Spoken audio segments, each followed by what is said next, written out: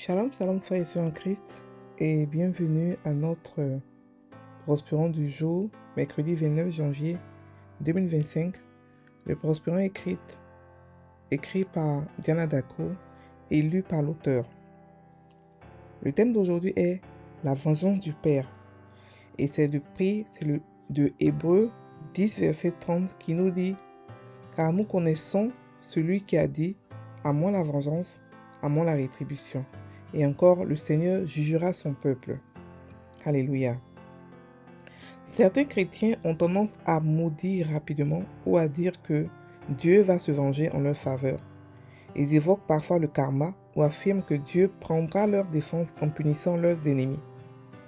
Cela découle souvent de l'influence de certains écrits de l'Ancien Testament, comme ceux de David qui demandait fréquemment à Dieu de se venger de ses adversaires. Cependant, la vengeance de Dieu a déjà été accomplie à travers Christ lorsque Satan a été mis à genoux et que l'Église a reçu une autorité supérieure à la sienne. Notons aussi que le Père n'est pas là pour nous venger de nos petits palabres de quartier. La Bible nous dit dans notre verset d'ouverture, dans Romains 12, verset 19, « À moi la vengeance, à moi la rétribution ». Dans le Nouveau Testament, la vengeance de Dieu est toujours associée au jour du jugement. Ce jour-là, Dieu manifestera sa justice parfaite envers le mal et le péché. Il est important de comprendre que si aujourd'hui, certaines situations semblent être une vengeance divine, ce n'est pas le cas. Dans l'Ancien Testament, par exemple, lorsque Dieu se retirait et que sa protection n'était plus présente, cela laissait place à des calamités ou à des actions du mal. Cela pouvait donner l'impression que Dieu se vengeait, mais ce n'était qu'une conséquence de son retrait. Dans notre temps réel actuel, le temps de la grâce, Dieu ne se venge pas. Il agit dans l'amour, le pardon et la miséricorde. Il désire que tous les hommes soient sauvés, selon 1 Timothée 2, verset 4, et ne cherche pas à punir ou à se venger ni de ses enfants, ni de ceux qui ne le connaissent pas encore. Ainsi, la première vengeance de Dieu a déjà été accomplie en Jésus et sa vengeance finale est entièrement liée au jugement dernier qui réfère au moment où il rendra justice de manière définitive lors du jugement final. Aujourd'hui, Dieu est dans une démarche de grâce et de salut, offrant à tous la possibilité de venir à lui. Fin du Prospérant. Alléluia. Alors, la vengeance de Dieu. Encore une fois, je vais répéter, ce mois, c'est le mois de la connaissance de Dieu. Donc, dans ce mois, on a exploré qui est ce Dieu-là. On a essayé de faire en un mois, d'expliquer comment il marche et surtout qui il est. Quelle est sa définition? Qu'est-ce que le définit? Dieu est complètement défini par l'amour. Dieu ne sait pas faire ce qui est mauvais. Ok? Dieu ne sait pas mentir, il ne sait pas détruire, il ne sait pas tuer, il ne sait pas voler parce que Dieu est complètement amour. Et c'est comme ça aussi que le diable ne sait pas aimer, il ne fait que détruire, il ne fait que mentir, il ne fait que voler. Même s'il veut ne pas mentir, il ne peut pas.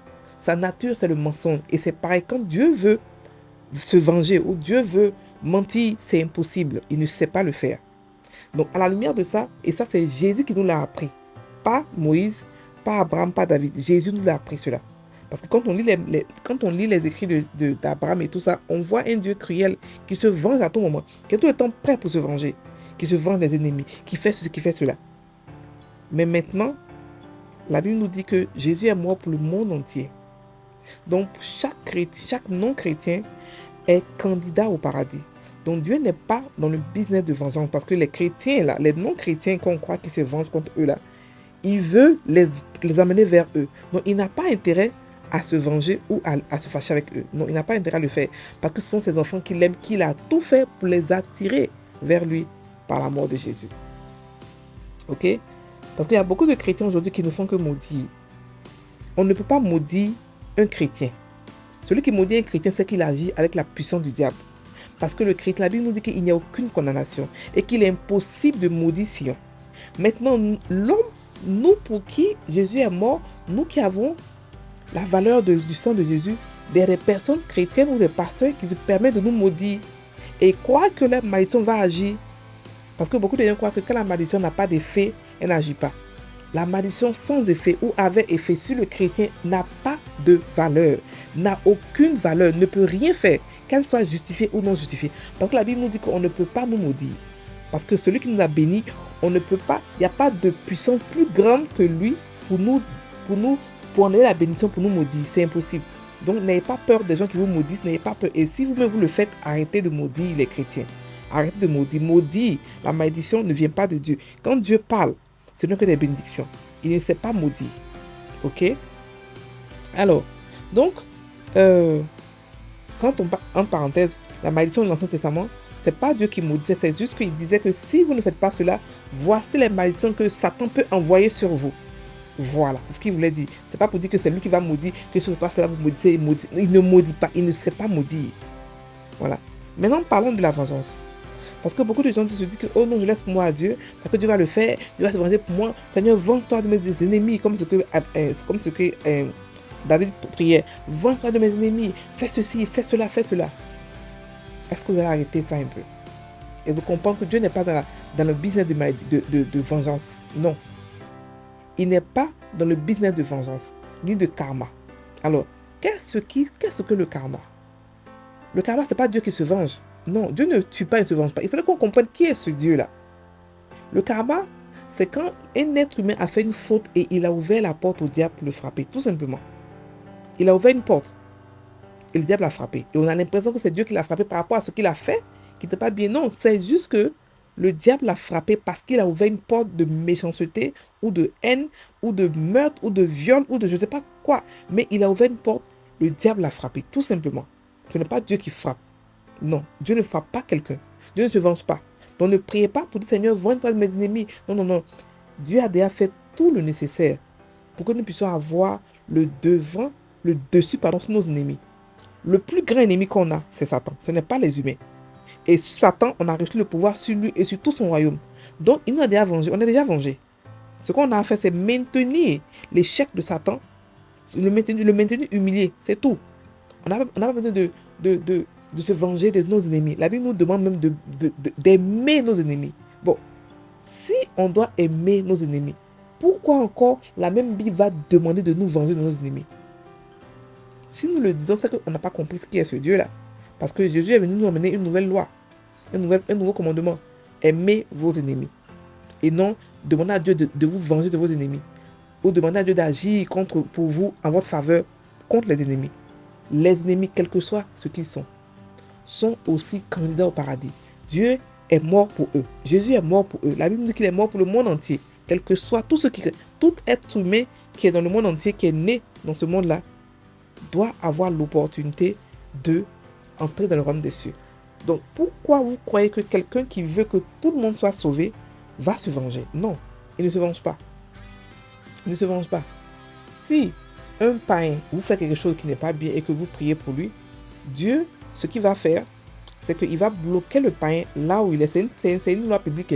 Il va bloquer le païen là où il est et vous allez dépasser le païen en matière de spiritualité, en matière de grâce, en matière de prospérité, tout ça, tout ce qu'il fait. Mais il ne se venge pas du païen pour dire qu'il va tout lui enlever et puis il y aura la honte sur lui, il va revenir vers vous pour vous demander pardon. Non, il n'est pas dans la business d'humiliation. Il n'est pas un Dieu qui humilie les gens. Non, il ne fait pas ça. Il peut bloquer le païen par rapport à vous, mais il ne peut pas l'enlever tout ce qu'il a, l'humilier, enlever tout parce que vous avez été fâché, mais vous avez été blessé, parce que quelqu'un vous a insulté ou quelqu'un s'est moqué de vous. Non, nos émotions humaines et tout ça, on croit que Dieu est dans nos émotions. Il n'est pas dans nos émotions bizarres, de colère, de ceci, de rancune, de rancœur. On n'est pas dans nos émotions. Ce qu'il fait, lui, c'est l'amour. Il ne fait que marcher par l'amour. Donc c'est pour ça qu'il nous dit d'oublier toutes ces émotions, toutes ces blessures-là. Parce que lui, Dieu, il a tout supporté et on a la capacité aussi de tout supporter, étant donné qu'on a son amour. On a son amour. Ok?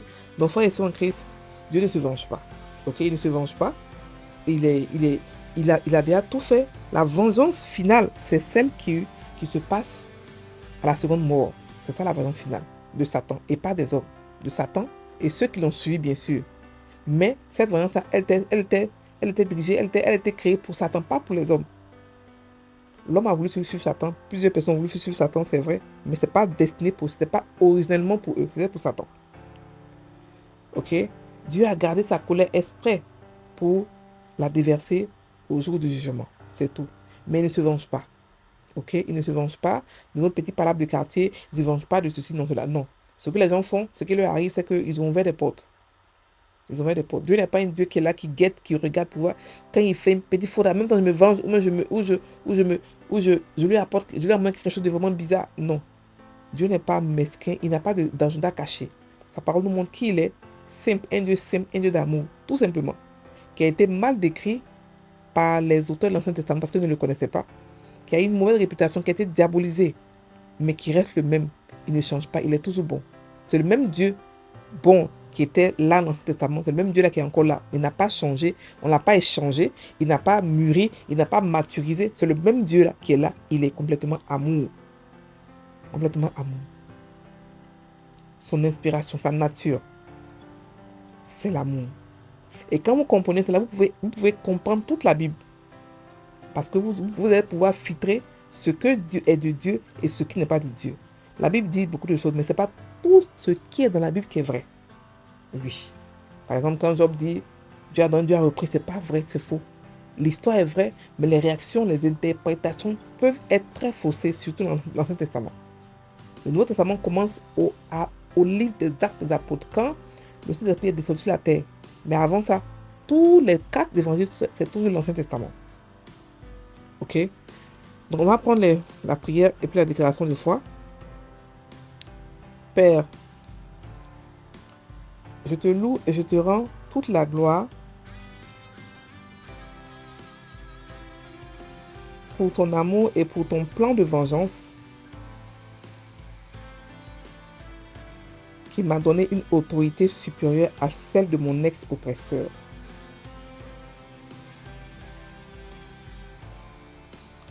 Merci pour ta parole qui m'éclaire sur ton amour et ton temps de vengeance.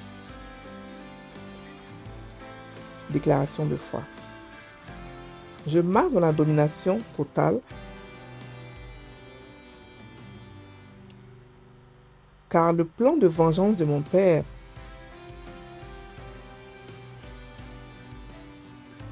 m'a donné l'autorité sur Satan et sur toute sa puissance. Et rien ne peut me nuire. Je marche dans le repos éternel de mon Père et à la lumière de sa parole. Alléluia. Donc, frères et sœurs en Christ, la vengeance a été déjà faite. La première partie, lorsque Dieu nous a donné une autorité supérieure à celle à laquelle on était soumis avant. Avant, on était soumis à Satan. Il pouvait nous faire tout ce qu'il voulait. Maintenant qu'on était libéré, pour ne pas même qu'on puisse revenir encore, il nous a donné une autorité supérieure. Donc, on peut se venger aujourd'hui de Satan, mais pas des hommes. Notre pouvoir est dirigé exclusivement vers Satan, pas les hommes. Avec les hommes, c'est l'amour. Satan, c'est le pouvoir, l'autorité, c'est l'humiliation, c'est tout ce que vous voulez faire. Mais avec les hommes, c'est l'amour. Ok? Donc Satan, Dieu n'est pas dans le business de vengeance. Il est dans le business de la réconciliation. Il veut se réconcilier avec le monde. Donc ce qu'il fait pour la réconciliation, il le fait bien. Je veux dire que tout ce qui est nécessaire, il le fait. Mais il ne se venge pas. Parce que certains chrétiens croient que ils ont besoin que Dieu se venge. Non, Dieu ne se venge pas. Ok? Soyez bénis, passez une bonne journée.